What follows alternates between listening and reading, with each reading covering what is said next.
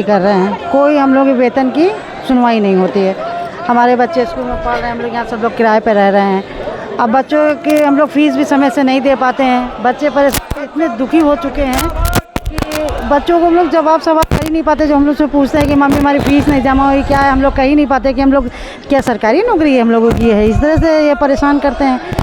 कम से कम वेतन भी तो समय से देना चाहिए। वेतन भी कभी समय से हम लोगों को नहीं देते हैं।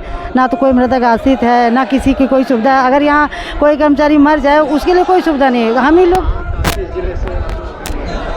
कोई कानपुर का है, हम कानपुर से हैं, सब लोग बाहर से हैं। जी, सब लोग किराए पे रह रहे हैं।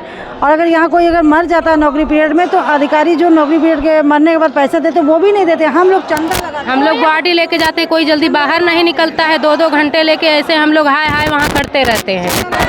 हम लोग को तो उन लोगों का डेड बॉडी का वो करते हैं, ध्यान करते हैं। सर ये हाल है, लास्ट हो जाता तो हम लोग चंदा भी नहीं लगा पाते। अगर लास्ट हो जाता है महीने का तो चंदा भी नहीं लगा पाते। इतनी हम लोग की स्थिति खराब हो गई है, क्या करें। और इन लोगों के पास जाओ किसी चीज़ के लिए, अधिकारियों के पास, तो कहते हैं आप लोग चंदा लगा के काम करें। हम लोग कैसे चंदा लगा के काम कर पाएंगे? कितने लोगों को चंदा लगा के क्या पूर्ण करें? घर का खर्चा क्या चंदा लगा के क्या जिंदगी भर हम लोग यही करते रहेंगे? फैमिली कैसे चलती है? लोग बताइएगा और क्या समस्या आप बताइएगा। हम स्मारक समिति में छोटे कर्मचारी हैं। हमारे भी बीवी बच्चे परिवार हैं और वेतन भी संगतियों को लेके चल रहा है। हम लोग क्या मैटर है सब 12 साल से हम लोग प्रताड़ित हैं। आश्वासन यही मिल रहा है, हमेशा मिलते जा रहा है बीसी द्वारा, शासन द्वारा, कि वे कहेंगे कि शासन में चला गया, शासन से कहेंगे कि वहाँ से होना है। कुछ पता नहीं चलता कर्मचारी को। और बीच में हमारे यहाँ वित्त प्रबंधक से ये सारा घोटाला होते जा रहा है। कुछ लगना ही नहीं दे रहे हैं, कोई जवाब नहीं दे रहा क्लियर। लेकिन हमको लग रहा है कि शासन, ये डबल इंजन की सरकार बाबा की सरकार है। ये न्याय सरकार, अगर इस सरकार में न्याय नहीं मिला तो किसी सरकार में हमको लग रहा है न्याय नहीं मिल पाएगा। क्योंकि हम लोग 2 सरकारें देख चुके हैं, तीसरा सरकार है। तो मैं चाहता हूं कि इस सरकार में हमको न्याय फ्री मिले, न्याय मिले। सारी जनता जो है बस यही चाह रहे हैं हम सरकार से। बस सर हम लोग चाहते हैं कि योगी बाबा हम लोग का ध्यान दें, क्योंकि ये 10 साल हो गया है, हम लोग बहुत दिक्कत में था। बस जय हो। इसके पहले भी आपको दिया कि नहीं? हाँ चल रहा है, आज 6वां दिन है यहाँ पे। इसके पहले दिया, इसके पहले भी हो चुका है। सरकार में दिया था, सभा सरकार थी उस वक्त। हाँ सरकार में दिए थे 10 नंबर चौराहे पे व्यक्ति ने। उसी में हम लोगों को इंक्रीजमेंट की सुविधा जो उपलब्ध कराई गई, डीए और इंक्रीजमेंट, उसी धरने के बाद हम लोग को लागू किया गया। तो 8,000 आज, और 8,000 6,000 से हम लोग की नौकरी स्टार्ट हुई थी। और आज फिर वही स्थिति बन रही है कि फिर हम लोग पीछे जाएंगे अगर इंक्रीमेंट बाधित रहा तो।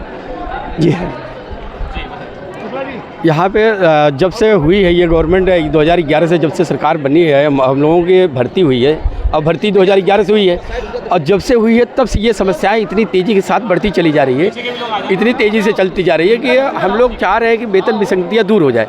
और जब बैठक हो रही है, हमारे बोर्ड की बैठक होती है जिसमें कि 11-12 IAS अधिकारी बैठते हैं, उसमें सदस्य सचिव महोदय के साथ में, आवास विकास के साथ में बैठक होती है। हर साल बैठक होती है। हर साल ये प्रस्ताव जाता है कि इनके यहाँ की जो दिक्कतें हो रही है वेतन विसंगतियों का लेके, CPF खाता खुलवाने का लेके, उसके बाद LIC का लेके, चिकित्सा का लेके, ये सारी विसंगतियों पे ये लोग कहते हैं कि हमारे BC महोदय कहते हैं हमने यहाँ से प्रस्ताव पास कर दिया है। तो प्रस्ताव पास करके ये भेजते कहते हैं शासन स्तर पर। हम यही कहना चाह रहे हैं आप लोगों के माध्यम से, माननीय योगी जी तक पहुँचाना चाह रहे हैं अपनी बातों को, कि जब आप जीरो टॉलरेंस के बात को लेकर चल रहे हैं तो 2 दिन, ये भी कहते हैं 2 दिन से ज़्यादा किसी टेबल पे कोई फाइल पड़े ना। 2011 से फाइल चल रही है और यहाँ से लेके LDA ऑफिस से लेके ये सचिवालय है, इतनी दूर के एरिया को 2011 लग गया।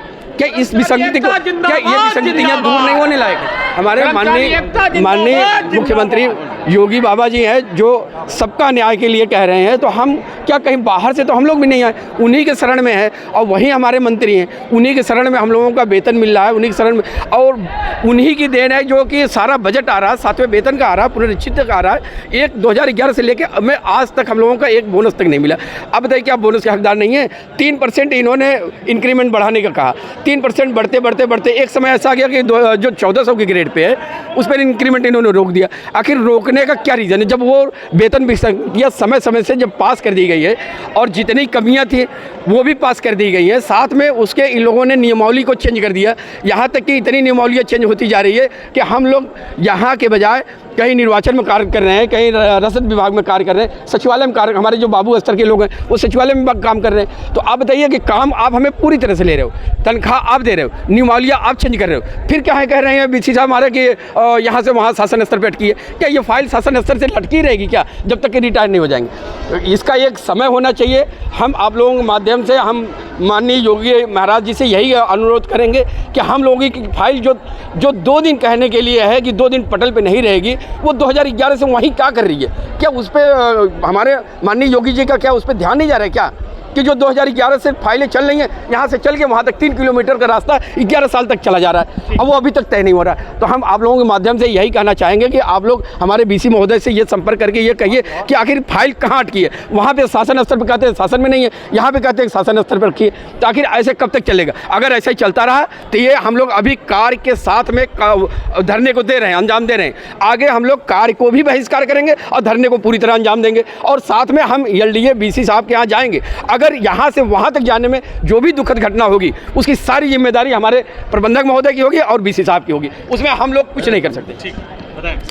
देखिए ऐसा है कि जब भी किसी भी वेतन बैंड पे जब कार्मिक की नियुक्ति होती है तो हर साल 3% का इंक्रीमेंट लगता है और 3% के इंक्रीमेंट लगते ही लगते जब अधिकतम उच्चतर वेतनमान जब उसका पहुंच जाता है तो नेक्स्ट उसका वेतनमान लागू किया जाता है। जैसे 1440 से 1440 तक हम लोग का था और ग्रेड पे 1300-1400 था। अब वो बढ़ते बढ़ते वो 7440 तक लगभग पहुंच चुका है। अब वो उच्चतर जो उसके ऊपर का लेवल है, ग्रेड है, वो 1800 ग्रेड पे और 5200 उसका स्केल होना चाहिए। ये नियमतः यही नियम ही है। लेकिन अब 12 साल काम करते हो गया है, 12 साल काम करने के पश्चात अब एक एसीपी का 10 साल पे एसीपी का नंबर होता है कि एसीपी लगनी चाहिए। अब 12 साल हम लोग काम कर लिए, अब लोग एसीपी भी नहीं लगा रहे हैं और उसका इंक्रीमेंट भी रोक दिए हैं, उसकी सर्विस भी ब्रेक होने का नंबर आ गया है। और नंबर क्या ना ब्रेक कर ही दिए हैं लोग सर्विस। जब आदमी का ग्रेड पे नहीं सही होगा और उसका इंक्रीमेंट नहीं लगेगा तो उसकी सर्विस स्वतः ब्रेक हो जाती है। अब कि आदमी 12 साल की सेवा करने के बाद विभाग की उसको उच्चतम वेतनमान मिलना चाहिए, उसकी सर्विस ब्रेक कर रहे हैं, ये कौन सा न्याय हो रहा है? तो मेरी योगी सरकार से निवेदन है मेरा कि हाँ बताइए।